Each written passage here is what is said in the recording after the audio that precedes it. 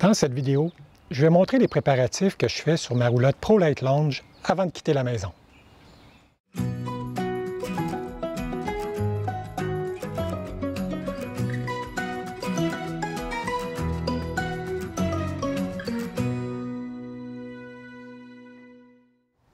Avant de quitter la maison, il est important de faire quelques préparatifs pour s'assurer que la roulotte est sécuritaire et qu'il ne risque pas d'avoir des choses qui vont se briser sur la route.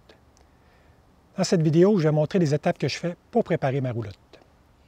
La première étape, 24 heures avant de quitter, j'utilise un adaptateur 15 A mâle vers 30 A femelle pour charger ma batterie et pour démarrer mon réfrigérateur.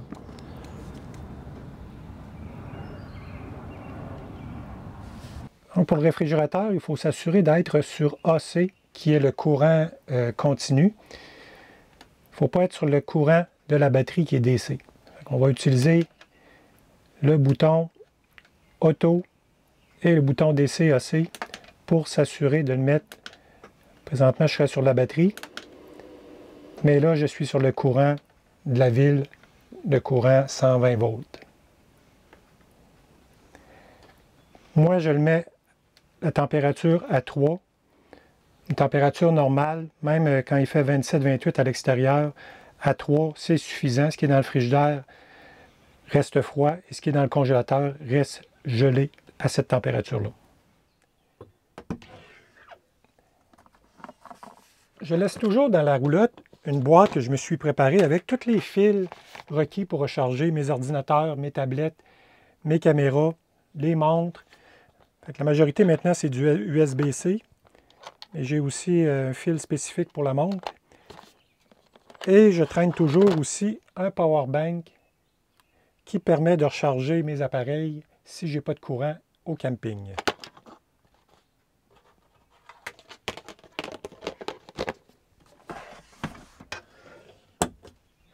Pour la toilette, moi j'ai une toilette à cassette. Si je veux l'utiliser en cours de voyage, je m'assure de mettre de l'eau dans le fond.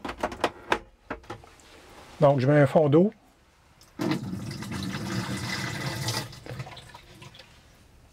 Et je vais mettre un peu de liquide pour les toilettes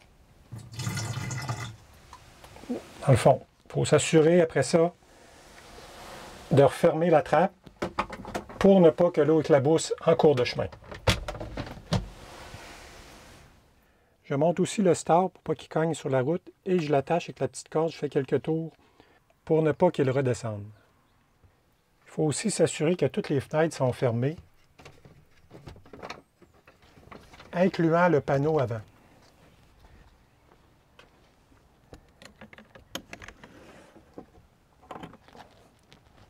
Il faut aussi fermer le ventilateur, surtout si on n'a pas de max air sur le toit. Ensuite, il faut fermer toutes les lumières, incluant ceux sous les armoires et dans la salle de bain. Il faut s'assurer aussi de mettre le bouchon dans l'évier et dans la douche pour s'assurer que l'eau qui est dans les tuyaux ne remonte pas pendant qu'on est sur la route. Il faut s'assurer que la porte de la salle de bain soit bien fermée pour ne pas qu'elle vienne cogner sur les armoires pendant la route. Il faut aussi s'assurer que tout est fixé à l'intérieur pour ne pas que ça se promène quand on va être sur la route. Pour faire des feux de camp, j'amène toujours du bois sec et des bâtonnets allume-feu. Ça facilite grandement le départ des feux. Pour les bûches, vérifiez avec votre camping. Plusieurs campings n'acceptent plus qu'on amène des bûches de la maison. Il faut acheter des bûches sur place. Il y a des bûches traditionnelles, mais de plus en plus, on voit des bûches écologiques qui doivent être utilisées dans les campings maintenant. La prochaine étape, c'est de vérifier la pression des pneus. Sur le flanc des pneus, c'est indiqué la pression maximale à froid que le pneu devrait avoir. Dans le cas de ma Lounge, c'est 50 PSI. Quand je l'ai acheté, on m'a recommandé de gonfler à 45 PSI à froid. Donc, avec un petit manomètre, je vérifie la pression. Elle est à 44 présentement. Moi, je traîne un petit outil qui me permet, un outil sans fil à batterie, qui me permet de gonfler mes pneus si j'en ai besoin. Donc, je vais le monter à 45 livres. Il ne faut pas oublier de faire une couple de fois par année de vérifier le pneu de secours qui est en dessous de la roulotte. S'il arrive une urgence, qu'on doit mettre le pneu de secours puis qu'il n'est pas gonflé correctement, on va avoir des problèmes. La pression du pneu de secours est différente de la pression du pneu permanent. Il faut vérifier sur les flancs du pneu pour savoir c'est quoi la pression. Il ne faut pas oublier aussi de vérifier la pression des pneus de l'automobile, parce qu'avec le poids de la roulotte, c'est important d'avoir une pression adéquate, telle que conseillée par le manufacturier.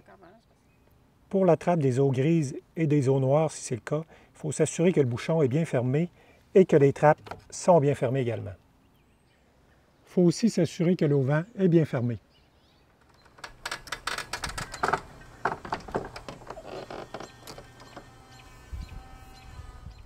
Il faut s'assurer que le bouchon pour l'entrée d'eau de la ville et le bouchon pour le réservoir d'eau sont bien fermés. Si on n'utilise pas le propane pour le réfrigérateur, je recommande de fermer le propane sur la route. Si vous avez une toilette à cassette, il faut s'assurer aussi que la porte est bien fermée et barrée. Juste avant de quitter, je vais changer le mode du réfrigérateur. Si je pars pour une courte durée, par exemple environ 2 heures, je vais le mettre sur la batterie si je ne pense pas utiliser la batterie à la destination, si j'ai de l'électricité. Par contre, si je veux utiliser la batterie pour être en mode autonome, je ne consommerai pas de la batterie, je vais le mettre à ce moment-là en mode propane. Dernière étape, on s'assure de bien fermer la porte. On barre les 2 serrures et on entre le marchepied. On est maintenant prêt à attacher la roulotte sur le véhicule. J'espère que cette vidéo vous sera utile. Si vous avez aimé, je vous invite à faire un j'aime et vous abonner à ma chaîne YouTube. Plusieurs autres vidéos sur le camping en petite roulotte sont à venir.